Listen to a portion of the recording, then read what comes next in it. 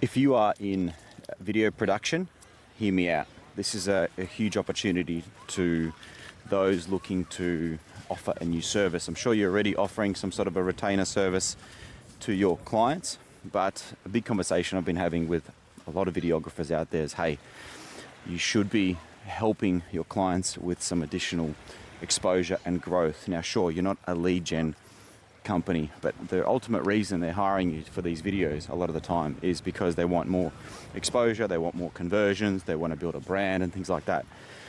And so I'm talking to, let's say, videos in the trade space, so capturing projects, capturing before and afters, case study type stuff. So the two opportunities that I'm seeing for videographers is build a system that creates personal branding reels at scale. Now that system, similar to the system that I've built, a very basic system, which is record the video, sync the file to some sort of a cloud solution, someone picks it up, does batch edits. When I say batch, because it's much more time efficient to go and batch 20, 30, 50 videos in one go. But if I just restart a little bit, right now there's a big shift in how Google makes decisions.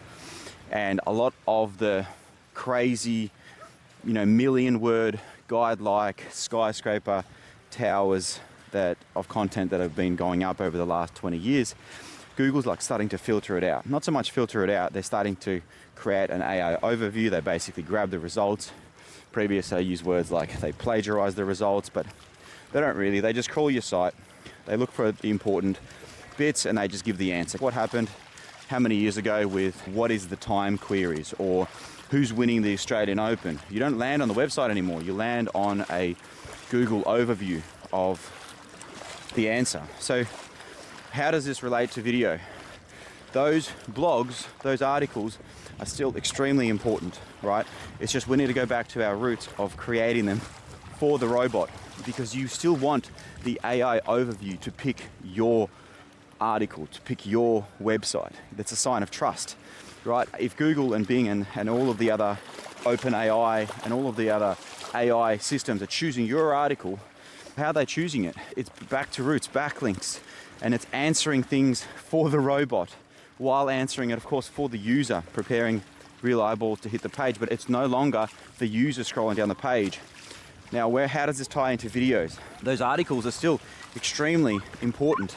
What I think should happen, and what we've been rolling out for the last few years, is a lot of those articles should be a short form video from the founder or someone senior enough in the company to just, without a script, to roll them off their tongue. So for example, an electrician talking about air conditioning installers, cheap air cons, expensive air cons designed for beachy conditions, how to fix this, how to fix that. All of those blogs that we put up should be a short video, as long as it needs to be, can be 10 minutes. And the opportunity for videographers is to build a system that either one, someone goes out there, films it in batch, smashes out 20, 30, 50 videos. Two, builds a system that allows the business owner to capture themselves, potentially edit themselves with the help of something. Look, it's going to happen. You've got all of the AI tools in the world. So it's already happening with a whole bunch of one-click generate real footage AI out there, but it's all quite rubbish. And sure, it will get better, but nothing beats real content from not an AI face. The process is, one, generate a whole bunch of talking points based on the blogs and the articles already on the site, or that comes with the list of articles that will be created for SEO purposes on the site. So the client gets homework of clips to make, and those clips should be, it's definitely going to consume some time, but they should be natural. It should be something that they are very comfortable talking about. Don't do clips when they're not comfortable talking about it. So capture the video. The process should be something like capture a video like this, me talking to the camera, video gets uploaded to some sort of a cloud.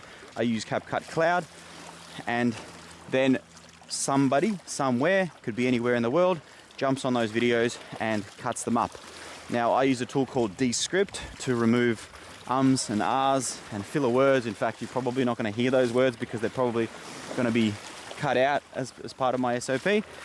Then the footage gets captions, not a must, but for social videos, it's good. For YouTube, not so much. Then what I usually do is I use the transcript of the video to make a blog or a post, but a lot of the time these blogs will already be made. So this video, the goal is to put this video above the blog to give some additional engagement.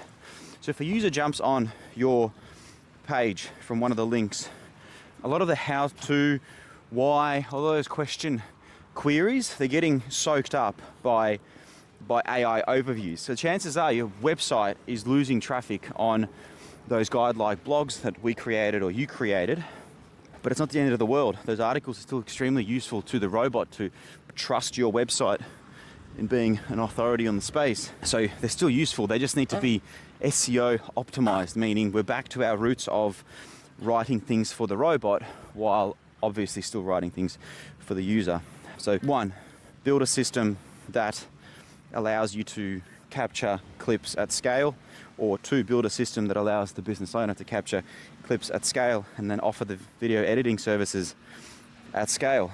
Then 2, offer some sort of awareness campaign. Now this doesn't have to be to generate leads, it's just for the sake of awareness. So like a Facebook ad that simply literally targets awareness. So $5, $10 per boost could snowball a minor viral effect, especially in the local business space. A builder, a tradie's just finished a pergola. They've captured some very average photos or videos of the job, before and afters. They've done a very basic video of explaining the process. Yep, client wanted this, their expectations were this.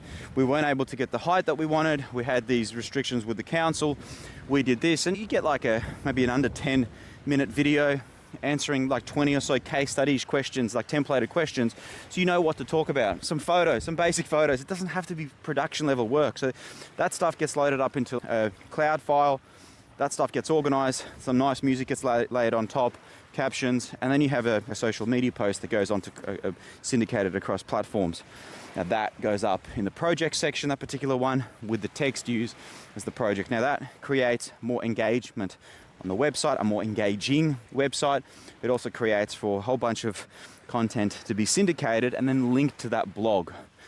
So articles are still extremely valuable. It's just a lot of stuff with how to do this, why do I need this, is just going to be AI overviews. So how do we, 1, get that to show our article, basic SEO, having keyword densities, LSI keywords and things like that.